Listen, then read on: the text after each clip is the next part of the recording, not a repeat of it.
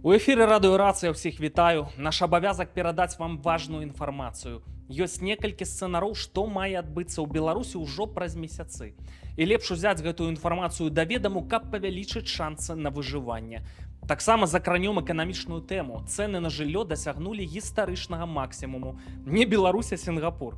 Чаму ўрэшце варта рыхтавацца ці сур'ёзна ўлічваць варыянт такога эканамічнага абвалу, якога яшчэ не было? Гэтая мыльная бурбалка мае лопнуць настолькі гучна, што варта ўжо сёння збіраць мазгі ў кушу. Рацыя. Што ўласна будзе ў Беларусі? Ёсць некалькі сцэнароў. Самы пазітыўны сцэнар на гэтым тыдні ў інтэрв'ю для радыёрацыі акрэсліў эстонскі аналітык Арне Віедла. Спасылка на гэтую гутарку ў апісанні пад відэа. Віедла ўпэўнены, што пужалкі пра атаку Расіі і краін Балтыі і Польшы, а гэта з вялікай доляй імавернасці была б вайна ў Беларусі. Усё гэта проста пужалкі.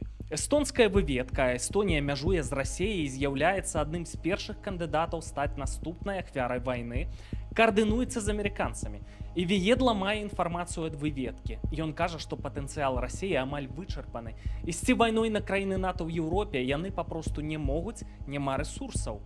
А размыванне вайсковай гістэрыі, чым займаецца часам радыёрацыя, у прыватнасці я, уласна Лукашенка гэтым займаецца, гэта наратывы расійскай прапаганды ў межах гібрыднай вайны.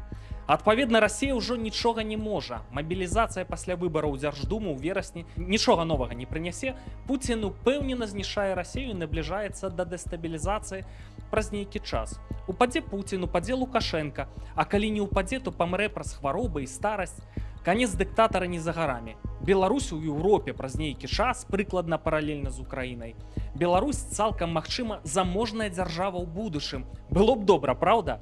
Але тое, што здарылася на прайшоўшым тыдні і тычыцца Беларусі, сведчыць, што названы пазітыўны сцэнар – гэта адзін са сцэнароў. Зараз мы раскажам, якія варыянты трэба ўлічваць, каб раптоўна не пераўтварыцца ў попел, ці прынамсі быць да гэтага гатовымі. Рацыя. Пуціну ж не хочацца дэстабілізоўвацца, праўда? Не будзеш лапкі складваць, здавацца, а дзейнічаць трэба пільна Пуціну. Наступныя месяцы вырашальныя ў вайне, а Трамп, была ж сустрэча з Зеленскім, нібыта гатовы ўмацоўваць вайсковы патэнцыял Украіны ў разы, маецца на ўвазе зброя.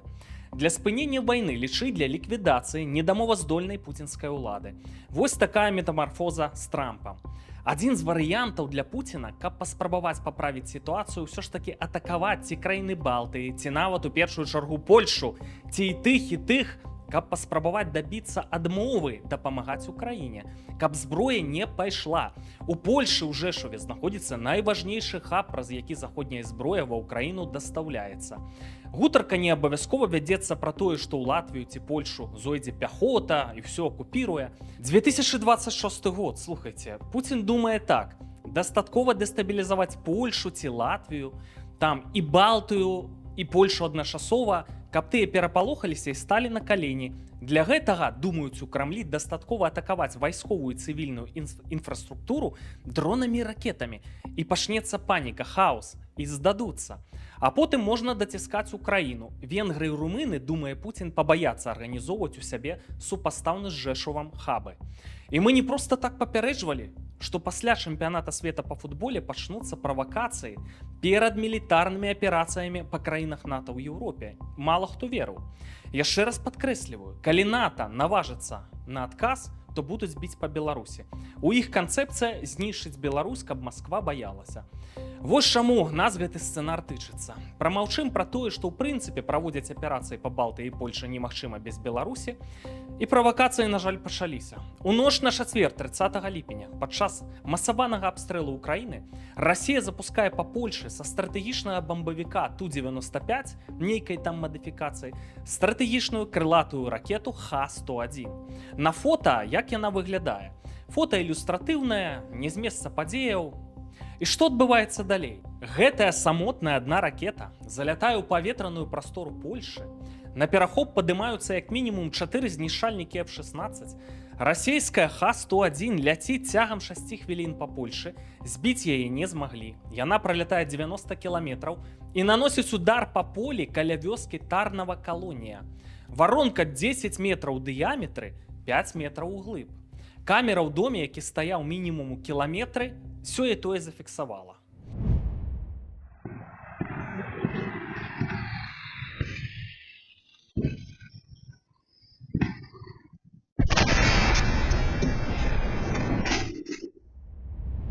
Не арэшнік, але якая выбуховая хваля, не слабая. Што ўсё гэта азначае?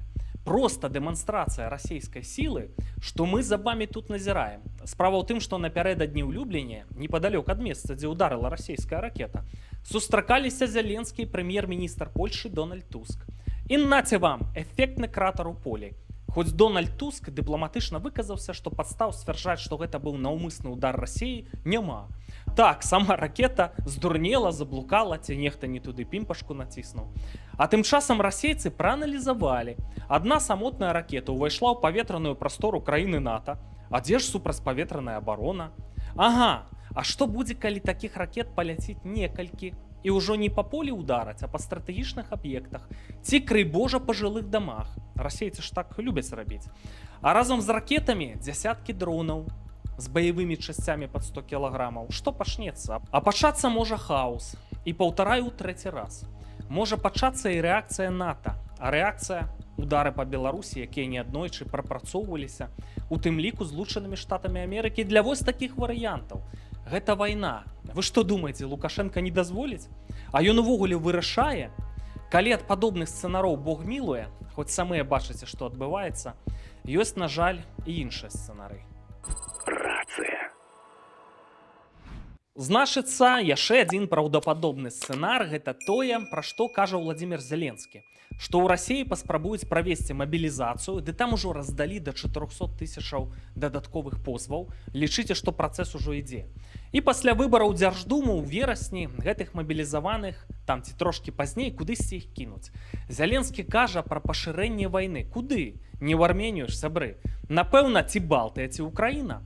Гучыць інфармацыя ад украінскіх генералаў, кампетэнтныя людзі, што ціснуць будуць на Сумшчыну і Чарнігаўшчыну, якая мяжуе з Беларусю. Каб пашырыць вайну на тэрыторыю Украіны ў Чарнігаўскую вобласць, трэба яе спачатку пашырыць на Беларусь. Што Лукашенка не дасць кантынгентам Расійскай Федэрацыі ўвайсці ў Беларусь, вось паўторна, каб гэтыя кантынгенты ўвайшлі, спыніць іх на мяжы? Лукашенка ператрахівае міністраў, прэм'ераў, нават Раду бяспекі, нешта там у войску. Але ключавых прарасійскіх генералаў не чапаюць ужо доўгія гады. Падобна, Лукашенка проста нічога не зможа з гэтым зрабіць. Варыянты эвакуацыі сям'і Лукашэнак, ці то ў Аман, ці то ў Зімбабве, ці то ў Сочы, адпрацаваныя гэтыя варыянты. Даваць рады з вайной будуць беларусы. І пры сцэнарах ціску на Украіну все разумеюць, што пачнецца. Мне украінцы гэта тлумачылі з жахам у голасе за беларусаў. Што калі адбудзецца паўторны напад на Чарнігаўшчыну, ці будуць відавочныя намеры такога нападу, то што украінцам рабіць? Здавацца? Ну і маем 500 цэляў у Беларусі ад Мадзяра. Выпадковае траплянне ў жылыя дамы, напэўна, як это бывае на вайне. І раз ужо Трамп узяўся спрыяць Украіне, то не выключана, што і НАТО пачне дзейнічаць па Беларусі. Украінцы прама кажуць, у Беларусі пры такой хадзе падзеяў будзе лінія фронту. І ўсё гэта не калі-небудзь там. Усё гэта можа разгортвацца на нашых вачах ужо праз месяцы. У Пуціна мала часу. Канешне, лясне эканоміка. Мыльная бурбалка лукашэнкаўскай эканомікі – это мыльная бурбалка. Рыхтуецца выбухнуць. Цэны на жыллё гатовыя шокава абваліцца. Давайце і пра гэта. Агулам на сёння, пакуль не пачаліся катаклізмы, многім падаецца, што эканамічная сітуацыя ў Беларусі жыць можна, так вот это назову, так і ёсць у прынцыпе. Але вось што пра падводныя камяні гэтай агульнай сітуацыі ў Беларусі кажа вядомая эканамістка Аліса Рэжышэнка. Гучаць бясспрэчныя рэчы. Рабіць прагнозы зараз нейкія эканамічныя гэта такое справа, якую лепш не рабіць. Таму што зараз эканоміка і геапалітыка гэта две звязаныя рэчы, якія не ідуць асобна.